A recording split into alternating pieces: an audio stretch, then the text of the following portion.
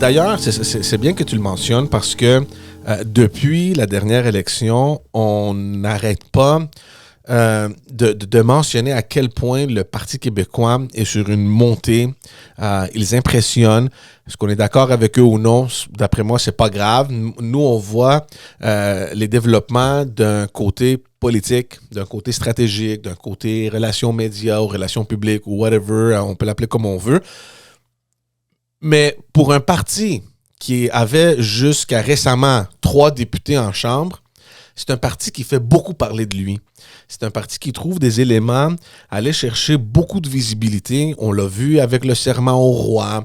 Là, il y a une pétition pour éliminer le changement d'heure. Tu sais, des affaires qui, dans la vie des gens, ça va rien affecter. Tu sais, le fait que les élus ne prêtent plus serment au roi, ça n'affecte rien à la qualité de vie des Québécoises et des Québécois. Mais ça fait parler du Parti québécois. Ça leur donne la visibilité. Et justement, lundi, le chef, Paul Saint-Pierre Plamondon, il a présenté ce budget de l'année 1 d'un Québec hypothétiquement souverain. Comme tu as dit, c'est pas une nouveauté, c'est une pratique qui a été déjà faite par le passé, dans les années 70, 90, 2005 avec Legault. Puis, il nous a présenté les chiffres.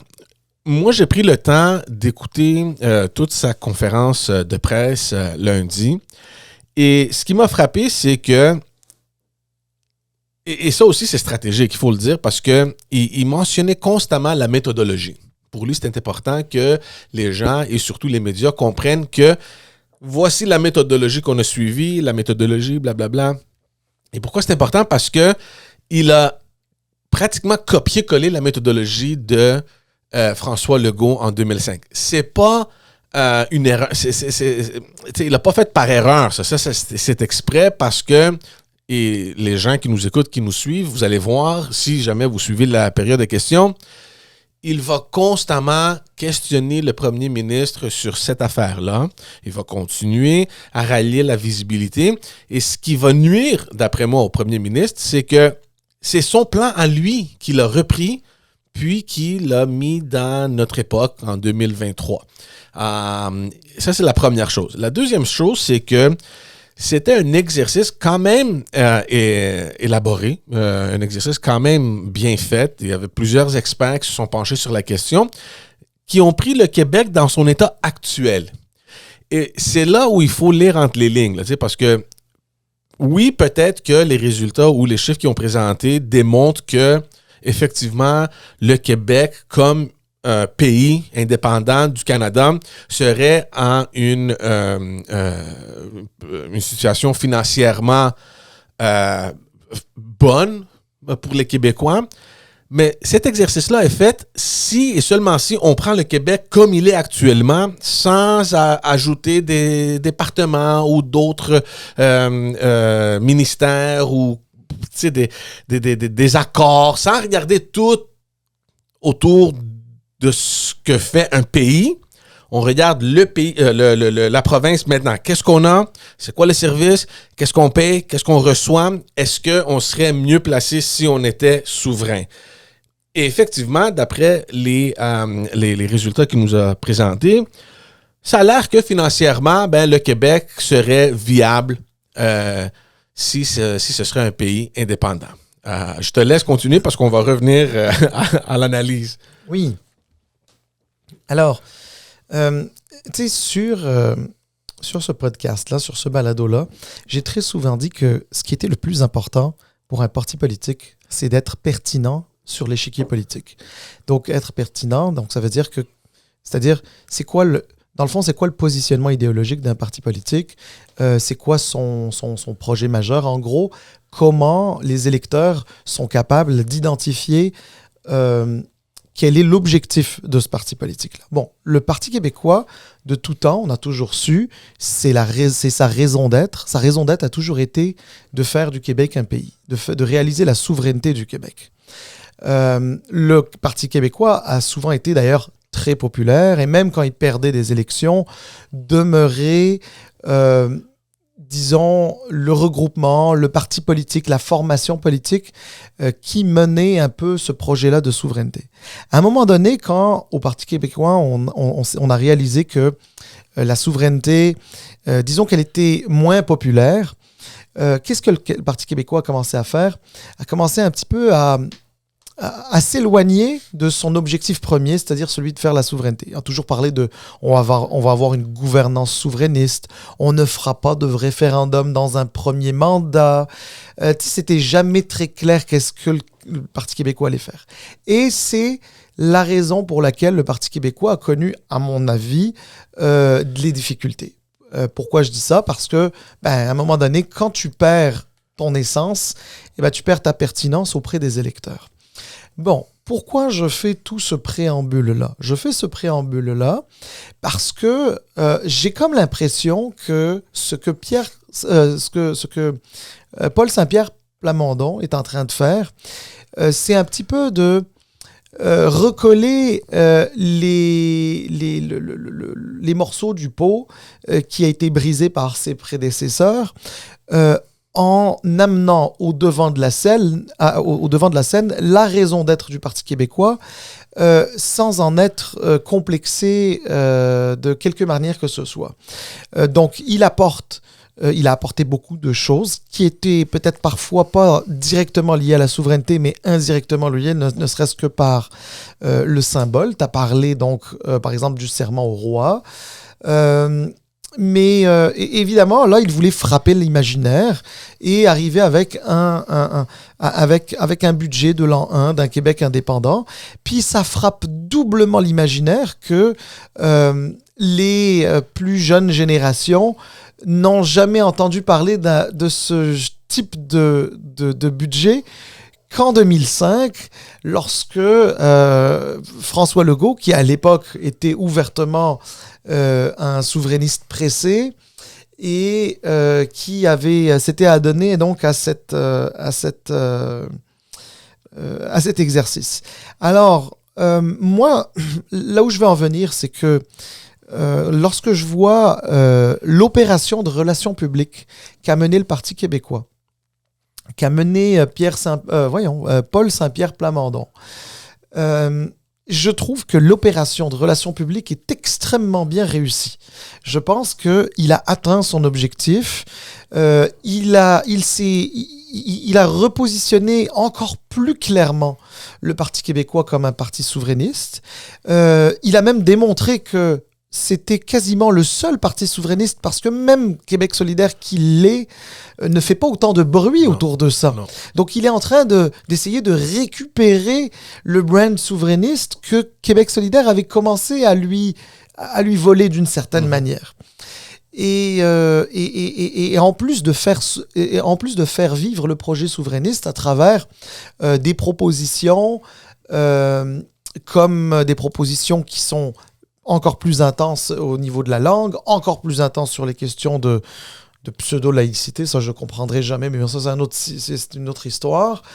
Enfin, c'est pas la laïcité que je comprendrai jamais. Je veux pas que nos auditeurs comprennent mal. La laïcité, on est tous pour ça. C'est pas ça, mais je comprendrai jamais l'approche du Parti québécois sur la question. Donc, d'un point de vue des relations publiques, c'est très bien réussi. Je te donne la parole et je pense que ce qu'on devrait aborder, c'est effectivement un petit peu plus les questions de fond. Parce que tu disais à très juste titre, il y a un travail rigoureux qui a été fait. C'est vrai que c'est rigoureux. C'est bien fait, c'est bien présenté. Il y a des gens... intéressants, plus ou moins connus, qui sont passés à travers, qui ont donné une sorte d'approbation ou de bénédiction à cet exercice-là de budget de l'an 1 d'un Québec souverain. Il reste que ce que tu dis est aussi l'autre, c'est-à-dire le revers de la médaille auquel tu as aussi fait mention, c'est celui du fait que en fait, il reste très hypothétique. Il reste très hypothétique parce que on a pris des chiffres d'aujourd'hui. On part sur des croissances économiques d'aujourd'hui. On part sur un calcul de la dette qui est celui d'aujourd'hui. On part sur un calcul de la dette fédérale qui va nous revenir, avec lequel je suis pas certain nécessairement que le gouvernement fédéral sera d'accord avec. On part sur plusieurs éléments sur lesquels véritablement nous n'avons pas de visibilité ou de contrôle. Dans le fond, c'est hypothétique et c'est factuel en même temps parce qu'il présente les chiffres actuels et on ne va pas rentrer en détail, mais il nous mentionne qu'il y a des montants à aller chercher de plus de 80 milliards de dollars que nous n'aurons plus à payer au gouvernement fédéral en taxes puis en d'autres choses. Il y a des ministères qui sont c'est comme un dédoublement de services qu'on n'en aura plus besoin.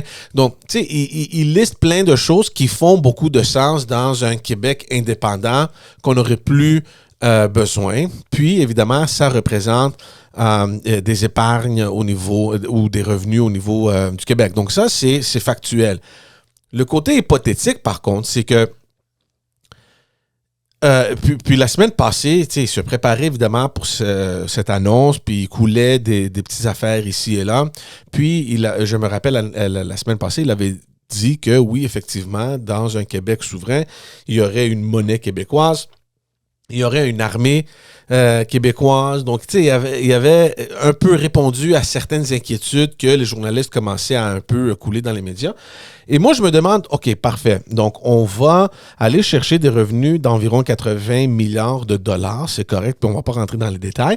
Mais dans un pays, tu n'as pas besoin d'un département pour justement, tu sais, comme on a le Royal Canadian Mint. C'est qui va s'arranger de la monnaie québécoise? Qu'est-ce que ça va nous coûter?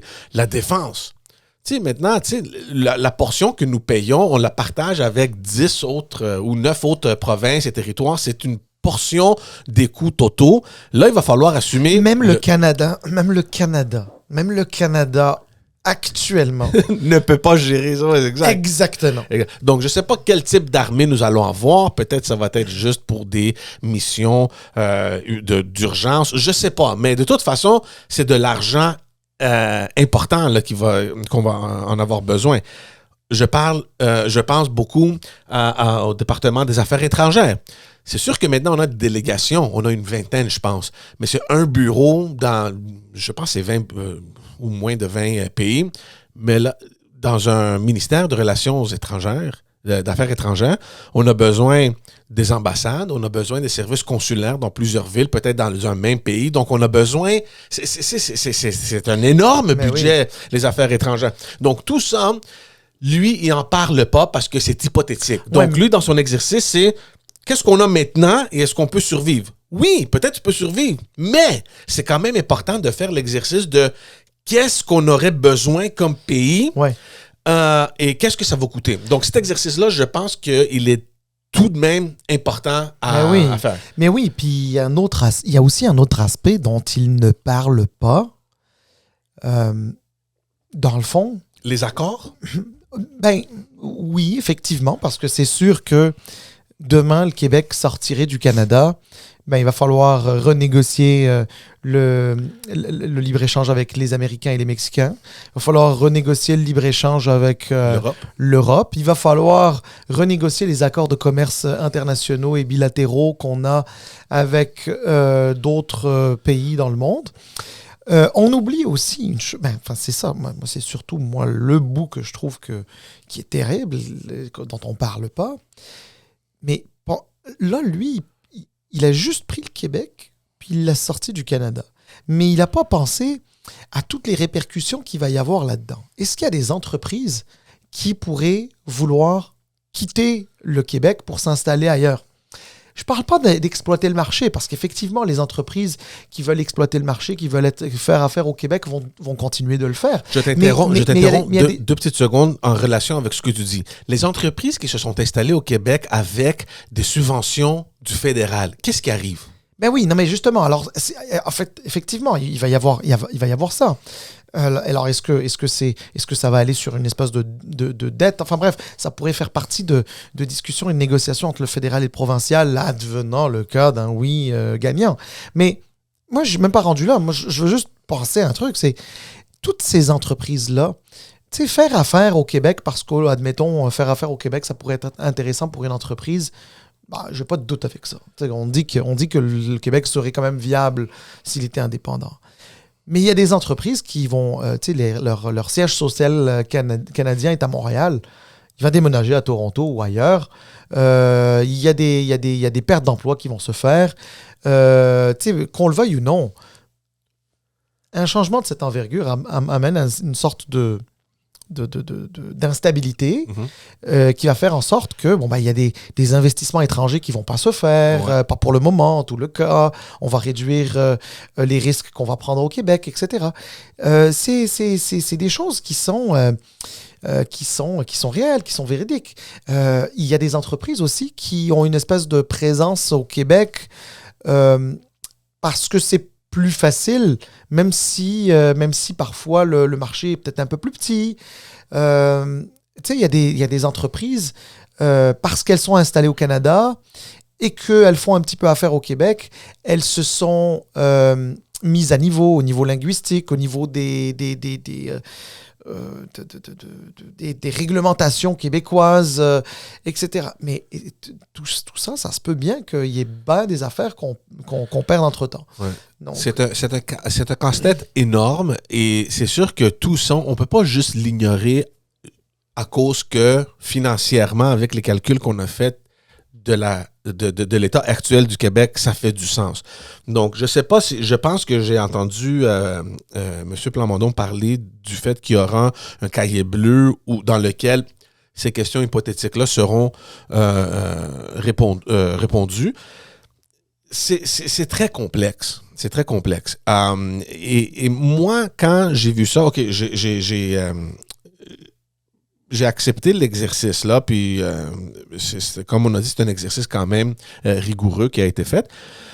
Mais le premier réflexe que j'ai eu, c'est, tu sais, nous, quand on était jeunes, les années 80 puis 90, quand cette notion de souveraineté était quand même, d'après moi, au plus haut niveau, c'était une question d'identité et c'était pas nécessairement une question de chiffres. On veut se séparer parce que nous ne nous identifions pas comme Canadiens. C'est plus la nation québécoise, etc. Et j'ai l'impression que là, c'est devenu un calcul mathématique. À cause de ça, on se sépare. Mais c'est pas... Mais ça s'explique. Ça s'explique politiquement. Bon, on va s'entendre. Regarde, par exemple, la souveraineté dans les sondages, j'entendais Paul Saint-Pierre Plamondon dire qu'elle oscillait aux alentours de 36%. Moi, il me semblait que c'était un petit peu moins, mais disons 35-36%, OK? Bon, moi, je pense que ceux qui veulent la souveraineté du Québec et qui votent, ou tout du moins qui indiquent dans les sondages que qui sont souverainistes et qui seraient ils voteraient oui à un référendum demain matin s'il y en avait un. Je pense que c'est des gens, c'est des souverainistes de conviction et de cœur. Je pense que oui, il en existe. Puis là-dedans, je pense que c'est un peu surestimé, 35-36%, mais bref, qu'importe. Disons que c'est ça. Paul Saint-Pierre Plamondon, le mouvement souverainiste, table sur autre chose. Table sur les gens qui, par exemple, se sentent davantage québécois que canadiens, à qui on pourrait dire, si on leur faisait la démonstration, que leur niveau de vie, leur façon de vivre, leur économie ne serait pas impactée, pourraient se dire, tant qu'à faire. De toutes les manières, je me sens plus québécois que canadien, donc tant qu'à faire, pourquoi ne pas être indépendant? Ils tablent, le Parti québécois et Paul Saint-Pierre Plamondon, les deux tablent sur quoi d'autre? Ils tablent sur tous ceux qui sont, émotionnellement favorables à la souveraineté, mais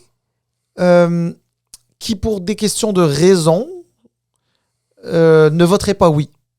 Et donc, il se dit, là, c'est parce que si on additionne les 35-36% aux fédéralistes mous qui seraient capables de swinger et aux gens qui votent non au référendum simplement parce qu'ils ont l'impression que ça va aller mal économiquement. Et il se dit, ben, dans ce cas-là, on peut atteindre 50% plus 1. Là, ça doit sans doute être ça le calcul. Mais je suis d'accord avec toi, puis je suis content en fait même que tu apportes ce sujet-là. C'est-à-dire que dans les années 70, même lorsqu'on n'est pas souverainiste, on est touché par ce mouvement d'affection pour le Québec. Je suis pas souverainiste pour un sou, là. Mais quand je vois des images d'époque avec René Lévesque, etc., ben ça me touche comme Québécois. Ça me touche. S'il y avait c'était une espèce de projet rassembleur qui c'était l'amour du Québec, de la culture francophone, d'Amérique, etc., que les gens se rassemblaient autour de cette idée. Et effectivement, aujourd'hui, on est plus dans autre chose. On essaye d'être un peu plus dans le rationnel. Ben là, c'est parce qu'on pourrait être indépendant, parce que, regardez les chiffres, ça m'amène à un point. Qu'on oublie, je ne sais pas si c'est volontaire, mais on oublie de dire, les Québécois sont aussi attachés au Canada. Tu sais, je suis fatigué des gens qui disent, ben là, non, les Québécois sont pas attachés au Canada. Ben, excuse-moi, déjà, si tu dis que 35% sont pour la souveraineté, encore une fois, je dis que ça doit être un peu gonflé, ça. S'il y avait un référendum demain, je pense pas que ça dépasserait 28, là, mais anyway. Il y a presque le double qui est fièrement canadien. Mais oui. Puis il y a eu d'ailleurs des sondages. Malheureusement, je peux pas donner de source là parce que je l'ai pas en tête. Je viens d'y penser là, mais il y avait un sondage il y a pas si longtemps là. Je pense il y a, je sais pas, genre quelque chose comme 4-5 semaines de ça, où il y avait plus de gens fiers d'être Canadiens au Québec qu'il y en avait en Alberta. Ouais. Tu sais, donc à un moment donné. J'ai l'impression que le mouvement souverainiste, qui est le seul à s'exprimer sur ces questions-là, parce qu'évidemment, ben, c'est lui qui pousse cet agenda, impose une fausse idée que les Québécois sont pas fiers d'être Canadiens ou ne sont pas attachés au Canada. C'est pas vrai. Ouais, mais même si on met de côté les Québécois en tant que personnes vivant au Québec, il faut ne pas aussi oublier l'apport du Québec comme province à l'essor du Canada. Bien sûr. Donc, c'est une chose qu'on peut pas juste ignorer comme ça. On peut pas juste dire, regarde, bye bye, ciao. Mais tu sais, il y a plein d'affaires que le Québec contribue au Canada ou qui pourraient mieux contribuer, devenir un leader. L'ancien premier ministre du Québec, Jean Charest, dans un des discours inauguraux qu'il avait fait, avait dit une phrase qui m'a marqué à vie, puis que j'utilise moi-même parfois à l'occasion.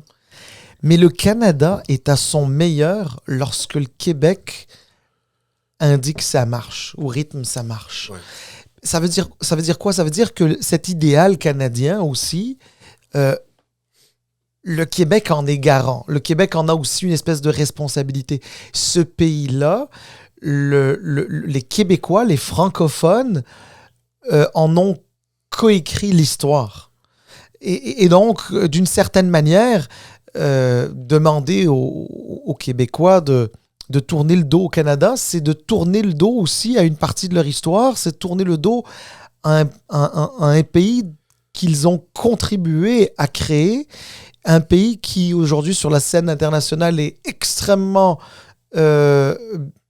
jouit d'une réputation extrêmement positive. Et c'est pas juste grâce aux Canadiens anglais. C'est pas vrai. C'est aussi grâce aux Canadiens français, grâce aux Québécois.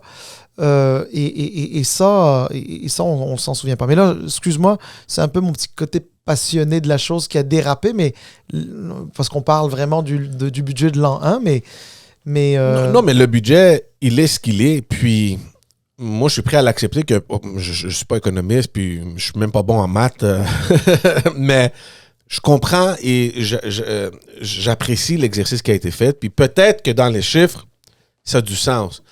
Mais, tu sais, la façon que tu le présentes, là, d'après moi, c'est purement stratégique et il faut, à un moment donné, aller jusqu'au bout de la réflexion. On peut pas juste dire, voici le Québec actuel, puis voici ce qu'il aurait l'air si on n'aurait pas ceci à payer, si on n'aurait pas ce département-là, ou ces ministères-là, ou ces fonctionnaires.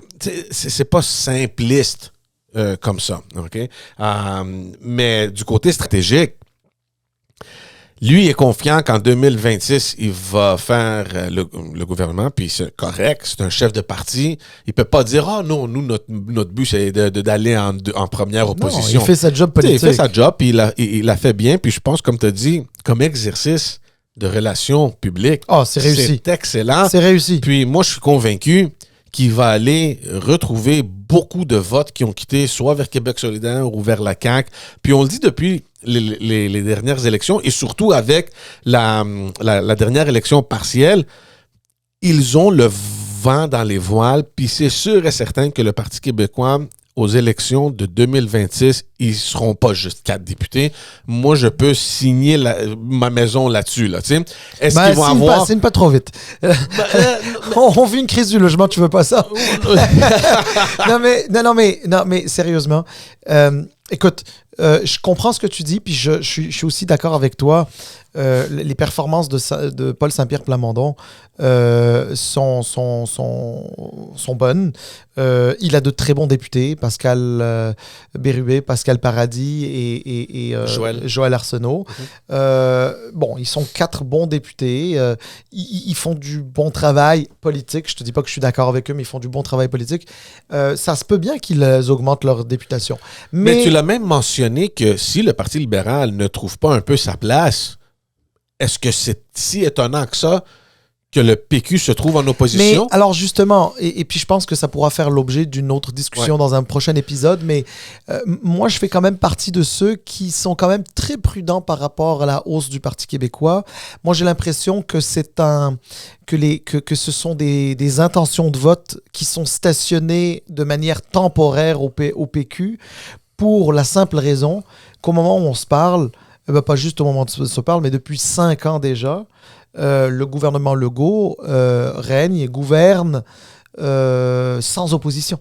Ouais. Et je pense que c'est un vote... je pense que ce sont des intentions de vote contestatoires plus qu'autre chose. Mais tu pourras me challenger dans un autre épisode là-dessus. Look, moi, je pense simplement que c'est beaucoup plus facile pour le PQ d'aller chercher une vingtaine de députés et de se rendre en opposition que d'aller chercher 63 et faire le gouvernement. Il faut être logique quand même. Puis je comprends que les péquistes pensent qu'ils peuvent se rendre là. Bravo pour eux s'ils vont réussir, mais moi, je crois pas qu'ils vont pouvoir. Mais en opposition, regarde, moi, je leur donne le bénéfice du doute, surtout avec l'état actuel du Parti libéral du Québec. C'est très possible.